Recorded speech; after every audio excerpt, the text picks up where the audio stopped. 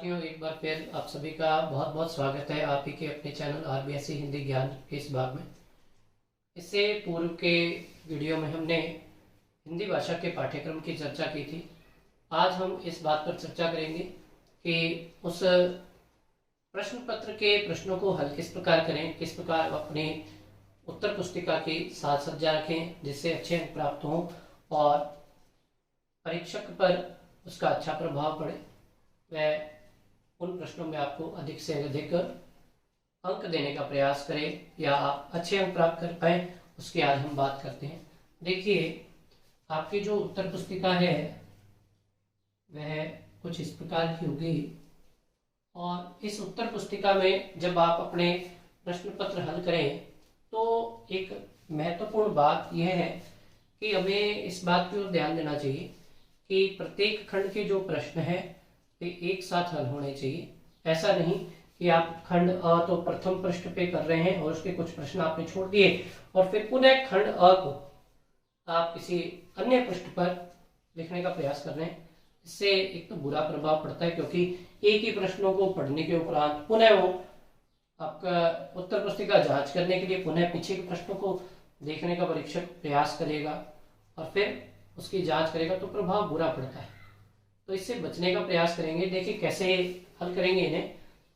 आप सबसे पहले अपने उत्तर पुस्तिका में इस प्रकार खंड अ लिखें और खंड अ में जैसा कि आपको पहले से ज्ञात है कि खंड अ में जो आपके प्रश्न होंगे वे आपके बहुविकल्पी अपठित गद्यांश और पद्यांश के प्रश्न होंगे। तो वहां पर आप इस प्रकार लिखें उत्तर 1 और यहाँ लिखें आप अपठित गद्यांश। और इस अपठित गद्यांश में आपके कुल 6 प्रश्न होंगे।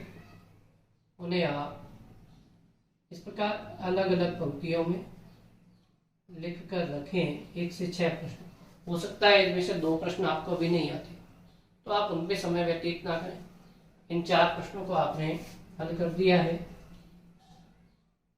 और 2 प्रश्न अभी नहीं आ रहे तो उन्हें छोड़कर आप आगे बढ़ जाए और फिर उसके उपरांत यहाँ पर आपने एक पंक्ति छोड़कर पुनः लिखा अपठित काव्यांश अथवा अपठित पद्यांश। इसमें आपके 7 से लेकर 12 तक के प्रश्न होंगे। उन्हें भी आप इस प्रकार हल करें।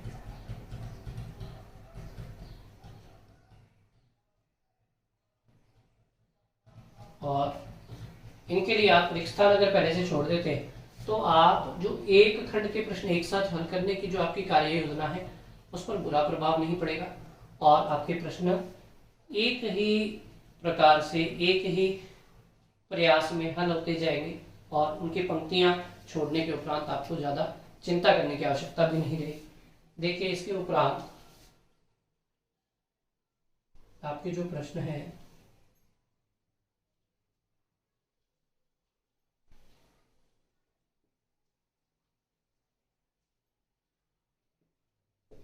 उत्तर संख्या आपके 2 आएगी और उत्तर संख्या 2 भी आपके खंड अ में ही दी गई है।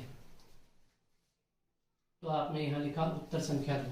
इसमें आपके रिक्त स्थान पर आधारित प्रश्न है।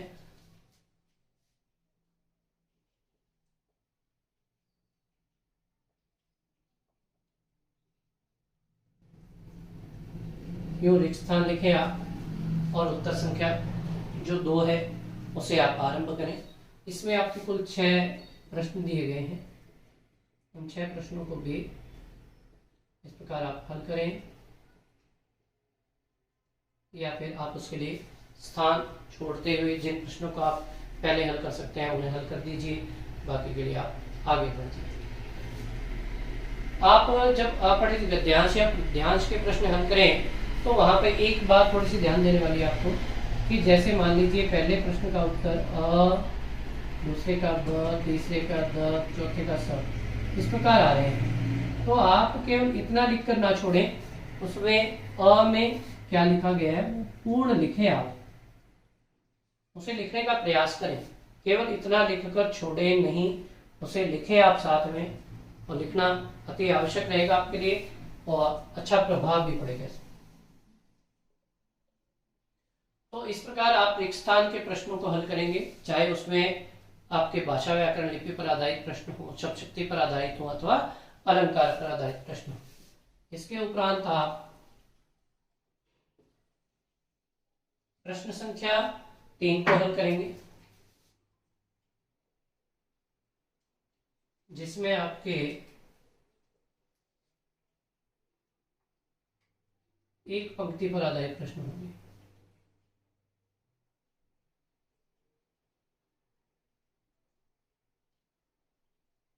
इन्हें आप एक पंक्ति में उत्तर इस प्रकार लिख दें और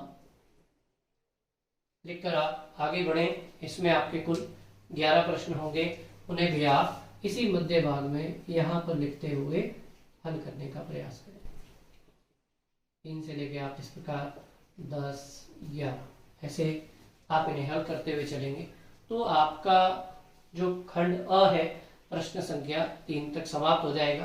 प्रश्न संख्या 4 वहां कुछ बातें ध्यान देने वाली हैं, तो उन बातों की ओर भी ध्यान देते हुए हम आगे बढ़ते हैं। इसमें आप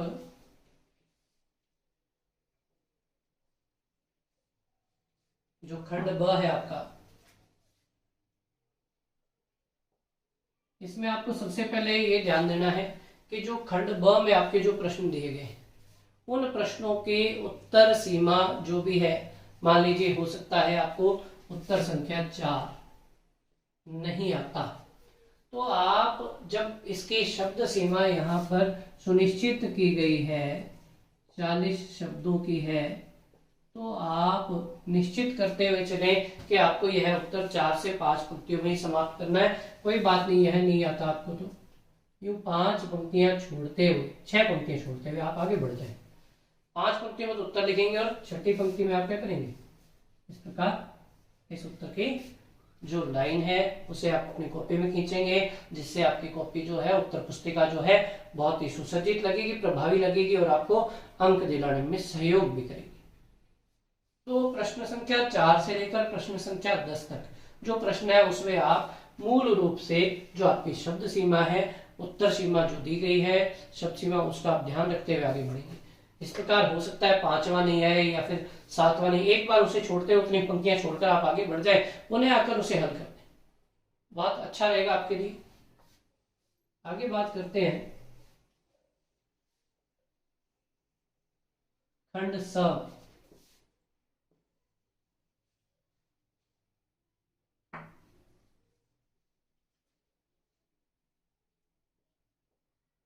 देखिए 4 से 10 तक के प्रश्न खंड ब में आपको मिल रहे थे और इसके बाद 11 से लेकर 14 तक के जो प्रश्न है वे आपको यहां मिलेंगे खंड स।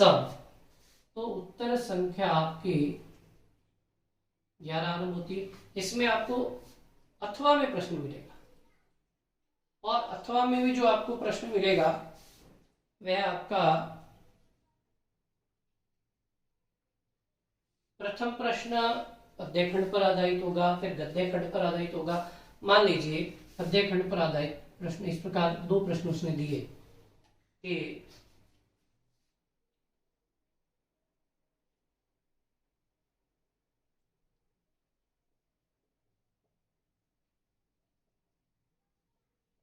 पतंग कविता के आधार पर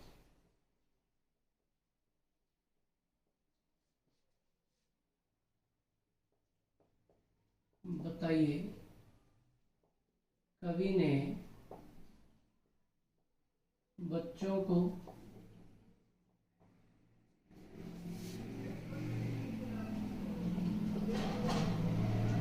कपास के समान कोमल क्यों बताया है।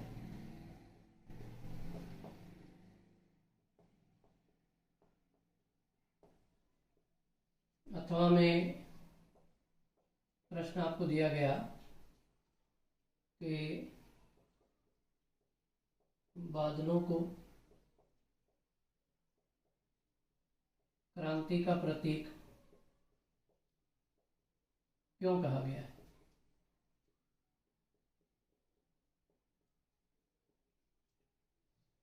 अब प्रत्येक बालक हो सकता है ये प्रश्न करे अथवा ये करे, कोई एक प्रश्न हल करेंगे।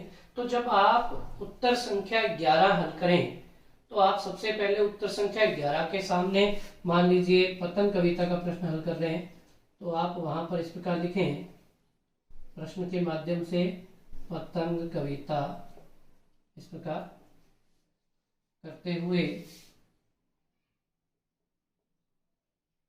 कोमल क्यों बताया है, ऐसे करते हुए आप चलें और उसके उपरांत हल करें आप अपना उत्तर। इससे परीक्षक को यह ज्ञात हो जाएगा कि आप कौन सा प्रश्न हल कर रहे हैं, उससे उसे आपका जो प्रश्न पत्र है बार बार देखने की आवश्यकता नहीं पड़ेगी।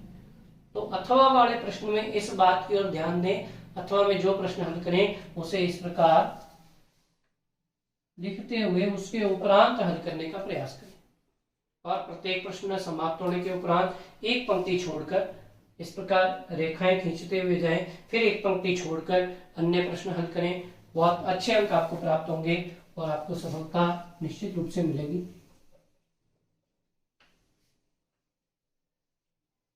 तो प्रश्न संख्या आपके 14 तक की बात इस प्रकार है। कवि या लेखक परिचय की बात करें, यदि आपको कवि और लेखक परिचय यदि आप नहीं लिख रखे हैं तो आप इस चैनल के माध्यम से कवि और लेखक परिचय भी आसानी से देख सकते हैं अथवा उन्हें कंठस्थ करने का प्रयास भी कर सकते हैं, ताकि आपका जो 4 अंक का प्रश्न है वह भी आसानी से हल हो जाए।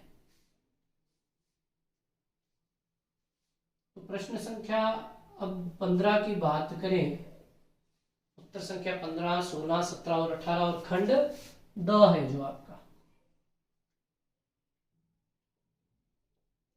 खंड द में भी आपको उत्तर संख्या जो है 15, 16 इनमें भी आपको व्याख्या बहुविकल्पी के रूप में अथवा में प्राप्त होगी। अथवा में जो व्याख्या प्राप्त होगी उसमें भी आप क्या करें, पहले एक पंक्ति प्रश्न के माध्यम से लिखते हुए आगे बढ़े, फिर संदर्भ प्रसंग।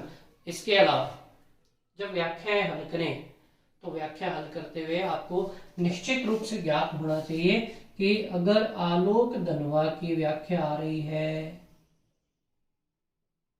तो आलोक धनवा की रचना आपकी पाठ्य पुस्तक में पतंग कविता है, इसका आपको ज्ञान होना चाहिए। और यदि कवि निराला की व्याख्या आ रही है तो वह बादल राग पर आधारित है, बादल राग कविता है। यदि फिराक गोरखपुरी की आए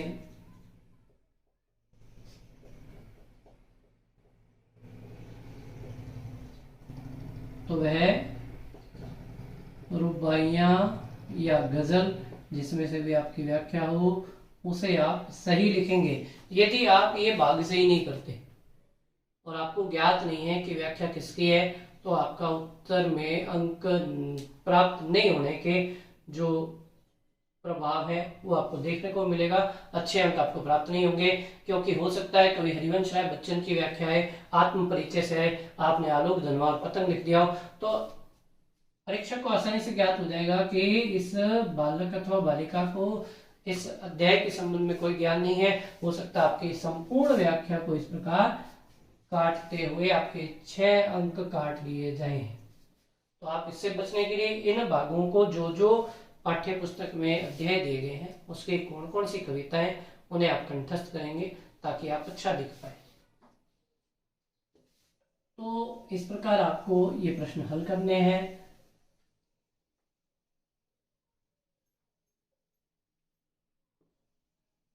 उत्तर संख्या 17 की बात करें, 17 में आपके पत्र पर आधारित प्रश्न है। तो पत्र इस बार जो आपको अच्छे से याद करने हैं वे आपके अर्धशासकीय पत्र होगा, ज्ञापन होगा, अधिसूचना पत्र होगा और परिपत्र होगा। यदि कवि परिचय की बात करें या फिर लेखक परिचय की बात करें कवि परिचय में आपको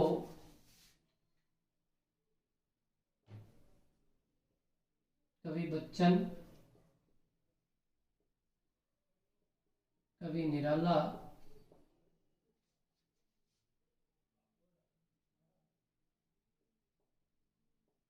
फिराक गोरखपुरी,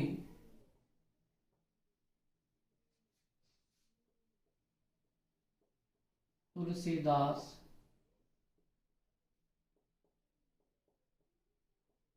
आलोक धनवा, इन्हें याद करने की आवश्यकता है। लेखक परिचय की बात करें तो आपको महादेव वर्मा, जैनेन्द्र कुमार, इसके अलावा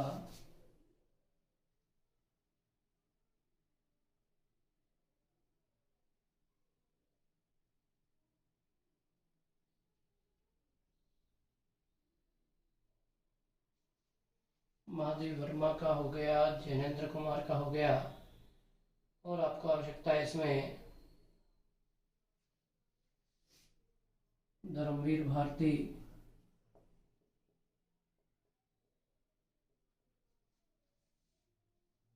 और विष्णु खरे, डॉक्टर अंबेडकर, इन्हें आप कंठस्थ करें और आप अपनी उत्तर पुस्तिकाओं को अच्छे से हल करें। यही कामना करता हूं कि आपको यह वीडियो भली बात ही समझ में आया होगा। आप अपने प्रश्न इसी प्रकार हल करते रहेंगे और सभी प्रश्न पत्रों में आप इस बात का ध्यान देंगे कि आप इस प्रकार उत्तर संख्या लिखें, इस प्रकार यहाँ उसके जो अन्य प्रश्न दिए गए हैं, कितने खंड दिए गए हैं, उन खंडों को, अन्य प्रश्नों को यहाँ लिखते हुए हल करते जाएं, आगे बढ़ते जाएं। यदि उस समय हल नहीं हो रहा, छोड़ दें, आगे बढ़ जाएं, तो प्रत्येक खंड के प्रश्न एक साथ आते जाएंगे और अच्छा प्रश्न पत्र आपका हल होगा। आशा करता हूं कि आपको अच्छी तरह ये बातें समझ में आई होंगी। और यदि वीडियो पसंद आया हो, लाइक करें, शेयर करें और सब्सक्राइब करें। धन्यवाद।